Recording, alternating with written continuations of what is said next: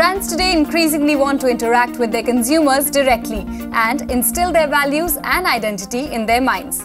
One of the primary techniques they adopt to communicate effectively with the consumers is by creating unique experiences via experiential marketing.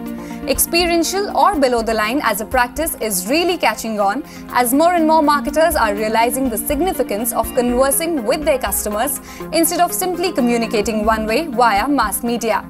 Here's what some practitioners and marketers said on asking about the role experiential has played as a marketing technique and the potential it has going forward.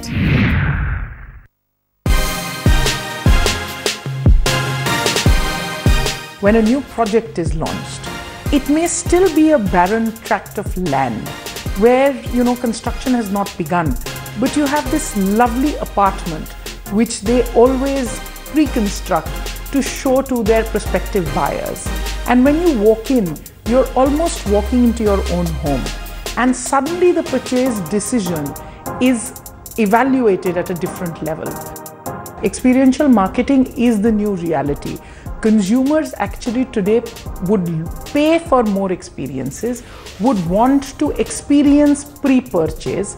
So it is a path that all of us as brand custodians will have to tread sooner or later.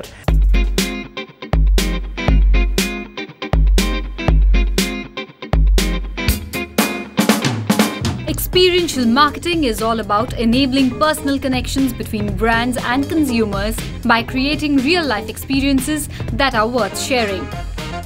These experiences combine digital and real-world connections to create stronger memories and emotional bonds between brands and consumers. Live experiences are gaining their fair share of the pie in brands' media plans as they appeal to the basic human needs, connecting and socializing. I think it's a round circle. It's coming back to the stage of brands being in existence for a purpose more than just in existence for merely an ROI now. It used to be, brands used to stand up for a purpose. They had a need gap they wanted to fulfill. It's then moved into the ROI model and a lot of pressure on ROI from brands' point. But gradually, senior marketeers are also realizing that if you have to look at a 3-year vision, a brand of purpose is going to help them more than just being a tactical brand of ROIs. Today, people do not buy a brand because of its quality or because of its, what the brand, what the product is all about. What they buy is a purpose. Okay, so if you see the examples of brands which are doing well today, which is Apple and Coke, though I'm taking examples of urban brands, and the same goes for rural, because ultimately whether it is urban or rural, we are talking to people, and people have something which is emotion, and emotion is common across a rural audience or an urban audience. So when we talk to any kind of an audience, especially to a rural audience today, we should start talking about purpose, how we are going to better their lives. And experiential marketing will help them to understand how their lives will become better. So if your brand can take the purpose as a root and try to build on that purpose and use experiential marketing and digital integration to drive the message, I think that works wonders nowadays. By combining live engagement, dimensionalized experiences, and digital technology, marketers and agencies have found the sweet spot for the products and services of most brands and are giving their customers a window to experience and feel their brand, so much so that experiential or BTL is now a full-blown industry in itself. I think the baby of experiential marketing stood up on his own feet.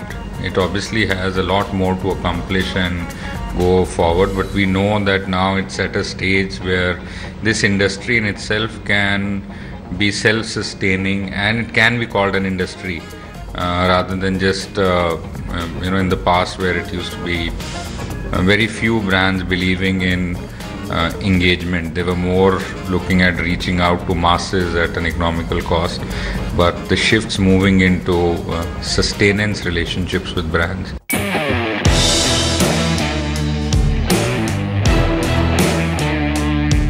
The rationale behind experiential marketing is that consumers, regardless of what they've heard about a product or service, ultimately buy based on how they personally interact with whatever the company offers.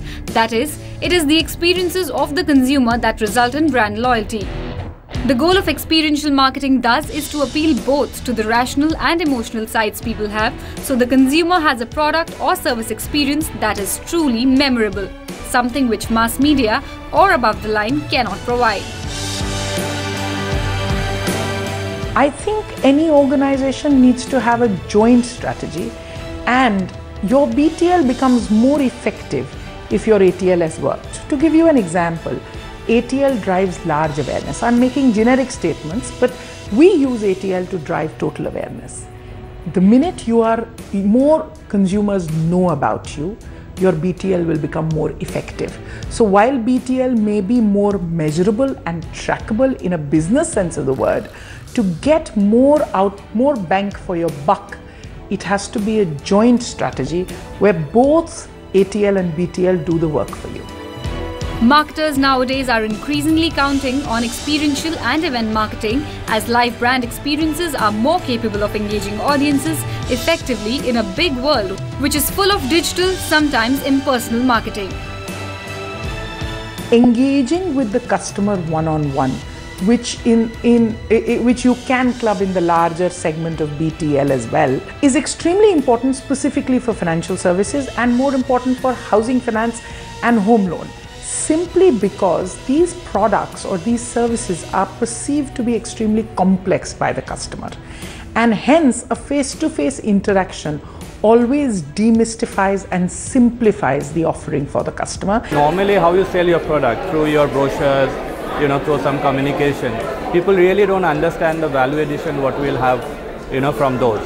Once you come and experience it, your whole mind changes. You are much more convinced about the offering than a normal product catalog. Most marketing strategies are a bit of a gamble, but in case of experiential, the ROI speaks for itself. According to the 2015 Event Track study, events and experiences provide a clear boost in brand perception and ultimately drive purchases. I don't think it's the time to now calculate ROI. Calculation of ROI is way ahead, because you're still now building the base. You've still not reached people. You've not reached your correct target audience. Cost of acquisition in this business, or cost of acquisition from a reach point in this business, will be always very high. It won't be as economical as a TV or a print, but then you need to put a balance between just reaching out to a number or really converting that person into a fan or a consumer of your own product. There are two different objectives which are being met here. Sales may be the ultimate goal, but the path to the bottom line relies on creating real customer connections. Experiential marketing pulls people into the brand, and that's the real ROI.